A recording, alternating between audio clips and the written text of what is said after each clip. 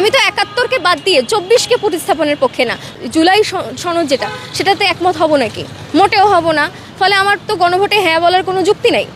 এবং সবথেকে বড় ভয়ানক বিষয়, সংবিধানের ১০৫-এর ২ নম্বর পয়েন্ট, হ্যাঁ, সেই এবং হচ্ছে পঞ্চম এবং ষষ্ঠ তফসিল, যেটা হচ্ছে বাংলাদেশের স্বাধীনতার ঘোষণাপত্র সহ যাবতীয় বিষয়গুলোকে ইনক্লুড করে, সেইগুলো কিন্তু তারা হচ্ছে বাতিল করে দেওয়ার চেষ্টায় আছে এবং জুলাই সনদকে সেখানে প্রতিস্থাপিত করার জায়গায় নিয়ে আসতেছেন।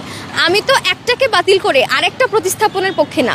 আমি তো ৭১কে বাদ দিয়ে ২৪কে প্রতিস্থাপনের পক্ষে না। ফলে আমি গণভোটে না দিব না হ্যাঁ দিব, এটা আমি কীভাবে বলবো? ফলে এই আলোচনাটাই অপ্রয়োজনীয় এবং সরকার ইচ্ছাকৃতভাবে মানুষকে জোর করে তার এই মতটাকে চাপাই দেওয়ার জন্য এই গণভোটের আয়োজনটা করছে।